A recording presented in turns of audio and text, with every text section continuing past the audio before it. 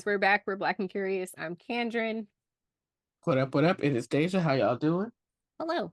Never been here before. Welcome. We do a cross section of pop culture in real life. Today, we are here with a letter. Uh, Yes.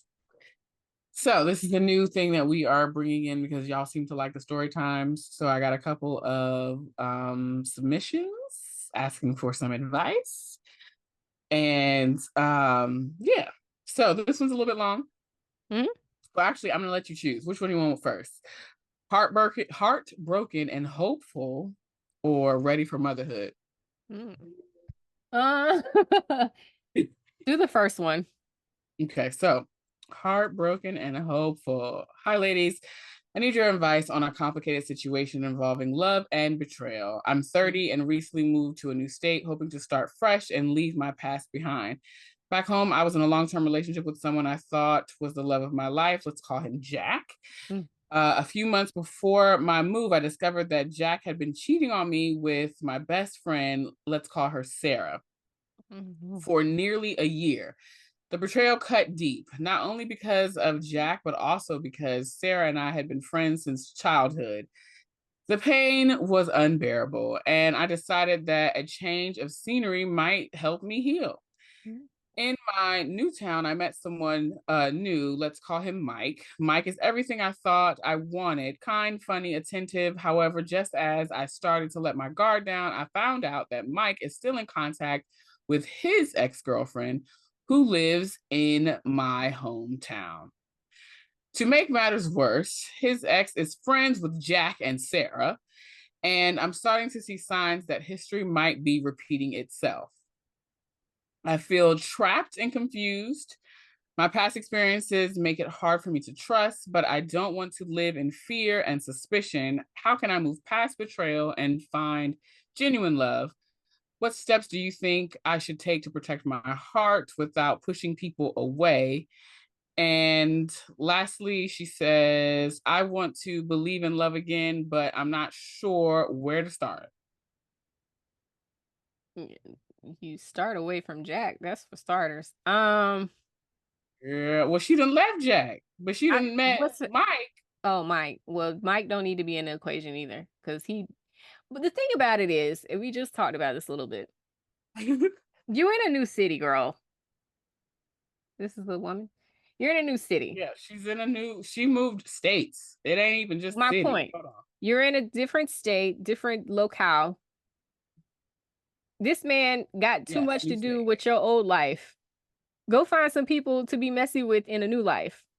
I That's the whole mean, that's the whole point of you coming out here. And if you're feeling like something is amiss with this gentleman, something's find amiss you a with new him. gentleman. Follow your instincts and move him to the side and find you a new one, because you was leaving home and leaving the foolishness. So leave it. Yeah. I'm assuming that they're probably, or she's probably from like a small town because what are the odds that you meet somebody new in a brand new state and they are still having conversation with their ex girlfriend, but that girlfriend lives in your hometown Unless they just move to a like or a like bigger major, city, like the major yeah, city that's near the suburb or next to the small town or whatever. yeah, I can see that. Um, but yeah, man, just Yeah. the world is big. You don't gotta be in the same dating pool as where you just left. Like that's the whole No. point of leaving. And the fact that, like, even though he presents with all these good things, if this is something that is bothering you, you need to investigate. If you want to continue to have some sort of connection to Mike, then you need to investigate. What is the deal? Why are you still in communication with this woman? Like, how long had you all been broken up? Is this a strictly platonic thing? Because that does happen. You all also live states away. So I don't know how dramatic, of a connection it could be or cannot be. Do you have loose ends Investigate. with this person? Do you have loose ends Yeah. with this person? Not because so many things, everybody's like, oh no, I wasn't in a relationship. It was like you were right there at the door. You were right there at the door. Do you have a boyfriend? Do you have a girlfriend? No. No.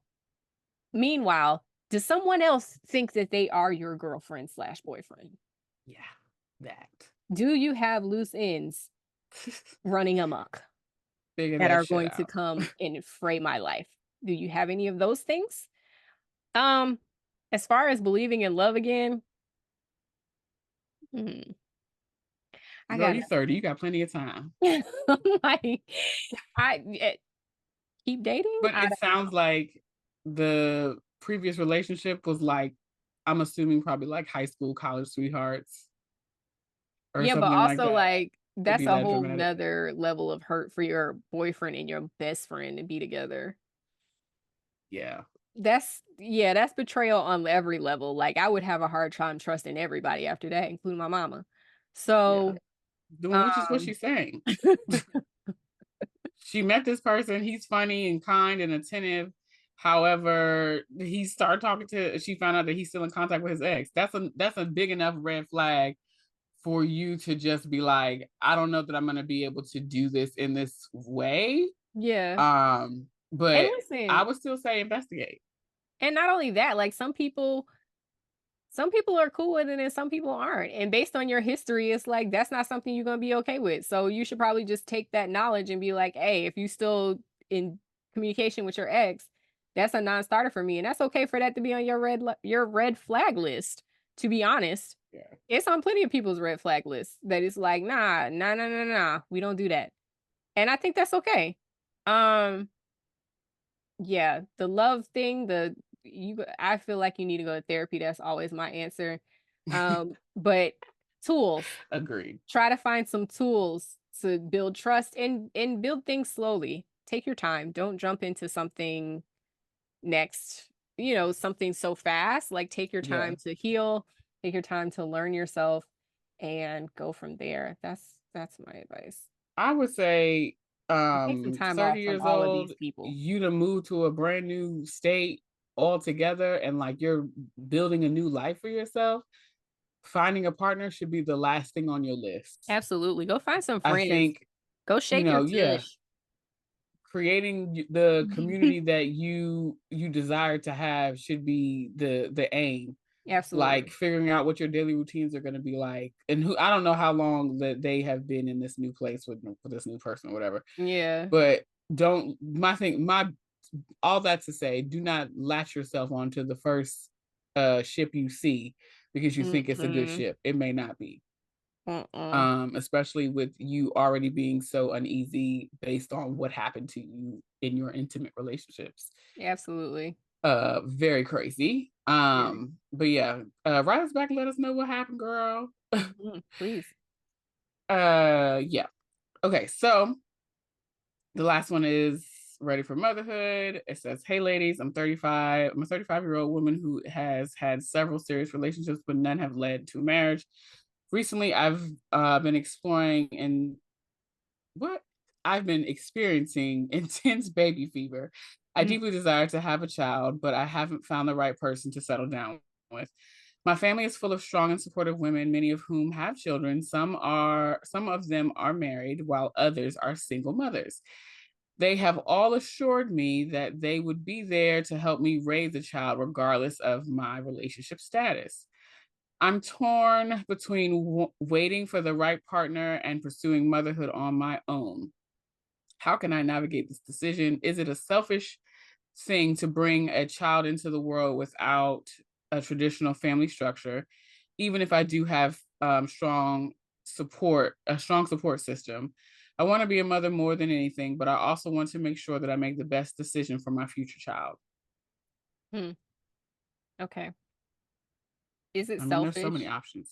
Yeah. Is it selfish? I'm gonna start at the end. Is it selfish to want to do this, like, and have a kid without a traditional family structure? No, because how often do people start in a traditional family structure and still don't end in a traditional family structure for whatever reason, any number of reasons.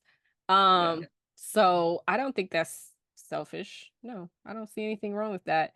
I would say in terms of the support, not to say anything is wrong with your people. I think they mean well and they probably will be there. However, you shouldn't be banking on that. You should be exploring this as something you're going to do and receiving any support as a added benefit. But I think you should be realistic about making sure you have money for um daycare and sitters and schooling and whatever else it's going to take for And you you to support this be, child. yeah, a Mhm. completely single parent. Um, Mhm. I don't think you can go into it banking on the people around you to support you, even if they say they're going to, and they may have the best intentions, but their support, and maybe you ask them specifically, what does their support mean? Does their support mean like is your mom retired and is going to watch the kid every day? Or is it that they'll help you out every now and again? You know what I mean? Like, what's the level of support that they're offering? And be specific about that. Yeah, I agree. She says, "How can I navigate this decision?" I think you should Honestly, freeze your eggs if you can do it. If you can yeah. afford it, go freeze your eggs. Not to say I'm not saying you should or should not wait on a partner. I don't think that I've been clear, like, I'm not a super traditional person, so I don't think it should be contingent upon whether or not you have a partner, but it seems like you're still in limbo and still trying to figure things out. So until that time that you are clear on your decision, I think you should buy yourself as much time as possible with freezing your eggs if that's an option for you. Mhm. Definitely freeze your eggs and make your list. Do your pros and cons and then how things overlap. And then from there, I would go forward with whatever decision that you decide because only you are going to know the ins and outs of the support that your family provides. I assume that when they say that you have a strong support system, like will help you out, I don't necessarily believe that that's always going to be monetarily. So to Kendron's point, absolutely you need to figure out what your finances look like and whether or not in this economy you can take care of both yourself and a child, Mhm. because that is a big deal. Like, what kind Mhm. of parent do you want to be? Do you want your child to be able to have all the luxuries in the world that you did not experience, or a little bit of the luxuries? You know what I Yeah. mean? Like, those are things that you have to kind of figure out before you jump off the boat into motherhood. Now, the thing is, you are planning for motherhood. We're not speaking about those who end up surprised, like that's different. There was no plan involved in that. They got to figure it out in that 9 months they have until said Correct. child gets there. Mhm. Whereas you have the gift The of luxury. foresight Yeah. in terms of planning out what it is that you want to do. I think I posted it in one of our last conversations, but I will attach it to this one. Someone to kind of like follow their story is Ebony K. Williams. She has gone through IUI, and I think it's IUI. Did she do IUI or did she do? I know she did like a donor. Mhm. So either way, I will tag that conversation that she had about her journey and some of the legal things that you might want to consider, and then any other things that I have shared with this individual, I'll make sure to tag some of those things too, Yeah. other resources, Cool. because we don't know everything. We are not parents. Mm. Mm-mm. It Um, ain't. and I don't know that I desire to be a parent of a child that I have birthed into this world because I will be 41 in like a month. Yeah. So yeah. Even though the girls that are in this age range, a lot of us is coming out here and popping out children left, right, and center like Are. rabbits. So whatever the Lord has for me, great. Mhm. Um, but in terms of let me make sure we covered all of your questions. The traditional family structure thing, that is an ideology that you need to decide whether or not that you are attached to it or not. Because if it's a projection of the societal norm, you don't have to accept that. That No, don't you have to be don't. something that you take on and say that I have to live this certain way. It's And really who's up to you. What do you want to do? yeah. And who's societal norm anyway? Because I'm not sure if you're black or not, but most black people don't live. I'm assuming that everybody that is communicating with us is of color. Same. But I'm just saying, like, a lot of us, I mean, maybe in our generation, I don't know, following generations, but a lot of us were, our aunties chipped in and grandmas and everybody else chipped in. So it was, Hmm. especially for me, I would say specifically, like, I was very much raised by the village. So it was not specifically a one on one, me and my mom structure, even though she was a single parent. I was very much raised by the village. So there's nothing wrong with that, and I think it's beautiful actually to be raised by a village. Mm-hmm.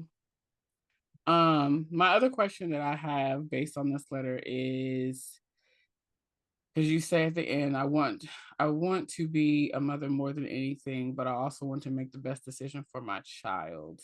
Mm. It's always interesting to me when women push the motherhood thing forward, but they never consider partnership. And that's not to say that you have to be in partnership to Mm. bring a child into the world. I'm not saying that at all, but I'm Mm-hmm. just curious as to um what your thoughts are around that, and maybe you can write us back, Yeah. I mean, because I I'm a big believer that if you want to be a mother, that's more in your control than is partnership. So if that's what your goal is, then you should actually work toward that as a goal. Um, and you should work out your feelings about single motherhood more than you should care about the partnership part.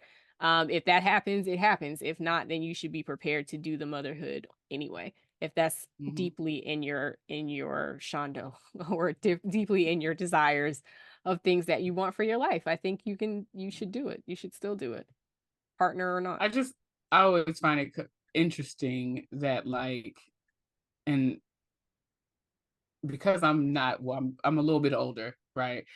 But I always think to myself, like, man, I always say, like, especially when I'm having conversations amongst the girls, like, I feel like my meter or whatever was broken because I was always more concerned about partnership than I was about parenting and motherhood. So it was just interesting Yeah, I think based it's on different for different what people. was written. I think Yeah, it's different for absolutely. different people. The person didn't say, "Oh, I have to be married," and like, "Oh, I don't." Oh, that would be the word. You know what I mean? I feel like I have to be married in order to have a kid. It's like, no, I want to be a mom. Yeah. No, because just based on what I feel like what I'm gonna say is problematic. Okay. Does that mean you're not gonna say it? No. Okay. Um,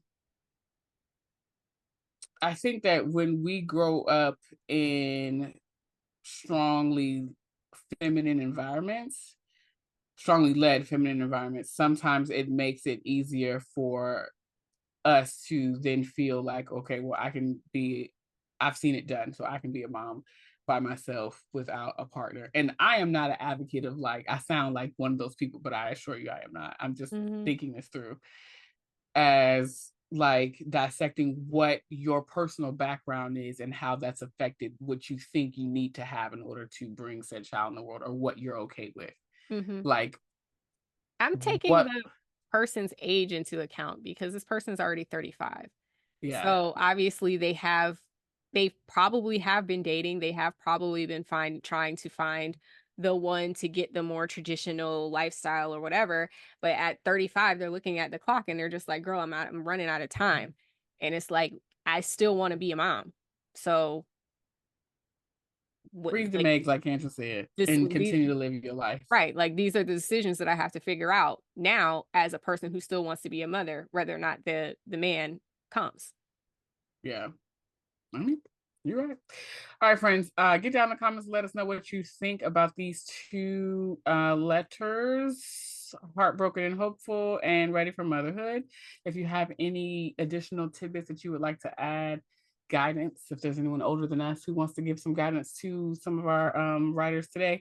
And of course, if you have a question or you want us to talk about, or a story time you want us to share, you can keep it anonymous like the previous girl, Heartbroken. She had all the names. Perfect. Mhm. Do that. Mhm. And then we'll read it in the next one. Of course, thank you for watching. Like, comment, subscribe, and we'll see you in the next one. Bye.